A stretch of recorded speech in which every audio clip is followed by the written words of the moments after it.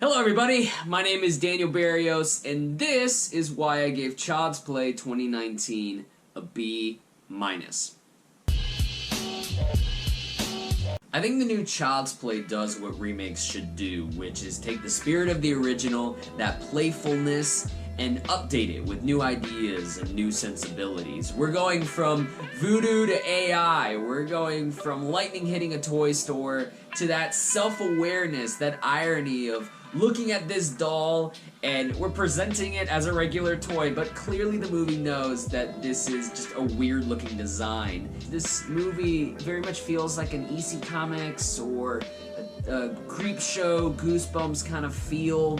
It's a movie that's about loneliness and codependency, but you wrapped it in this dressing of a killer doll controlled by AI.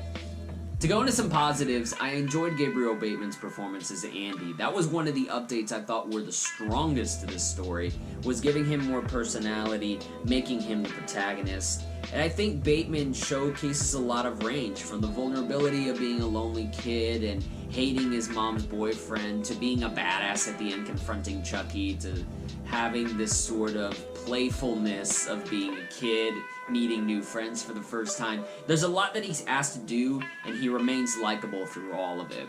Mark Hamill, legendary voice actor, and it was so easy for me to just slip into this being a new version. This wasn't me thinking, oh, this is Mark Hamill. No, this is Chucky.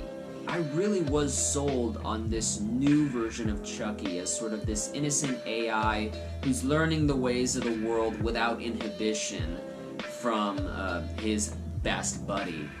And while near the end of the movie where he gets more evil, you hear a little bit of the Joker slip out, I think Hamill just nailed all the nuances of this performance and actually made Chucky a slightly more sympathetic character. I know Chucky is this evil, foul killer doll that we have all grown to love, but the difference here is, in the first Child's Play, Chucky is the protagonist. All the major beats of the story are about what he will do. The end of the movie is asking the question, will Chucky succeed at taking his soul from the doll and putting it into Andy? That's the only reason the final fight happens, is because of him. And in this one, you are shifting the focus away. It is very much about what Andy is teaching Chucky and the reaction and the results of that friendship and ultimate codependency. I like the design of the new Chucky, the wide face and the weird facial expressions. That makes for some fun sight gags. I also like that Chucky is sort of this misfit toy. He's part of the line of buddy dolls that are going to be tossed away in a month, and so he's tossed away. And that kind of links back up to his connection with Andy. They both have abandonment issues. They both hate being alone. So nice little thematic teases in there. I also enjoy the idea that Chucky can control all the devices that are run by this one company.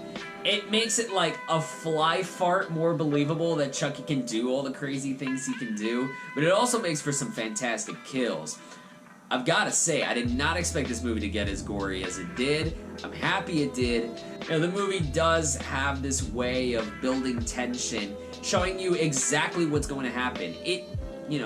It shows its cards, and it's just waiting for you. It's almost like a challenge. The movie shows you what it's going to do, and you're like, okay, are you still gonna laugh? Are you still gonna be grossed out? Are you still gonna be scared? And more often than not, the answer is yes. So I like that sort of boldness, the audacity that the movie would show you the movie would tell you exactly what it's going to do, but it still delivers on that. To talk about the supporting cast a little bit, it is hit or miss. While I do enjoy the neighbor's mom and the crazy friends, I do like Aubrey Plaza, but I feel like her character is a bit underutilized. Especially if we're talking about themes of loneliness and codependency and what you're willing to put up with so you won't be alone. I think we could have leaned into her story a little bit more. But the one that really gets me is Brian Tyree Henry.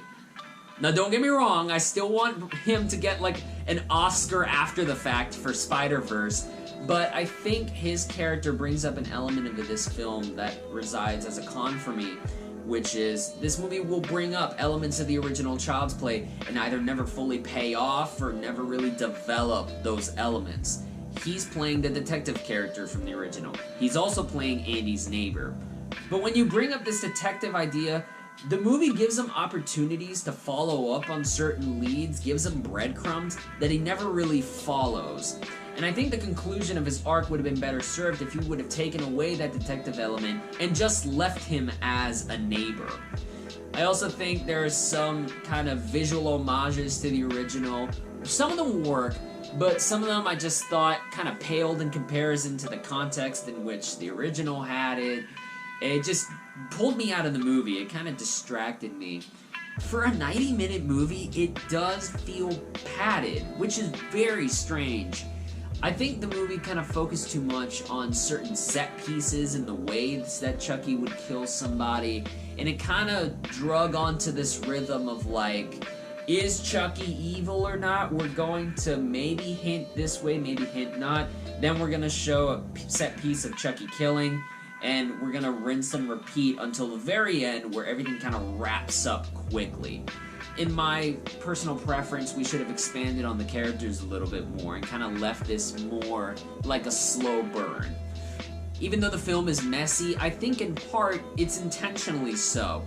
We're following a preteen with an unstable sense of self, an unstable life, and he's trying to find his way in the world, so in a way, the film reflects a preteen finding his way into horror. Andy is a person who is developing his taste in horror movies. You'll see that in a scene in this film, and you're dealing with some atmosphere, you're dealing with gore, you're dealing with humor, and you're dealing with this boldness, this willingness to embrace wacky and weird ideas and just kind of go for broke.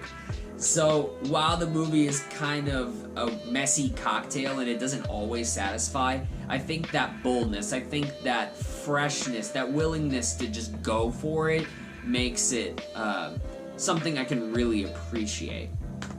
But that's my time. Thank you so much for sticking to the end. Go ahead, give me a like. Go ahead and comment. Let me know what you thought of Child's Play. I know this can be a little bit divisive of a movie, so let me know your thoughts in the comments below. Subscribe to the channel. Hang out with me. Talk with me about movies. Also be eligible for contests whenever I do my Blu-ray hauls every month on Shrink Wrapped.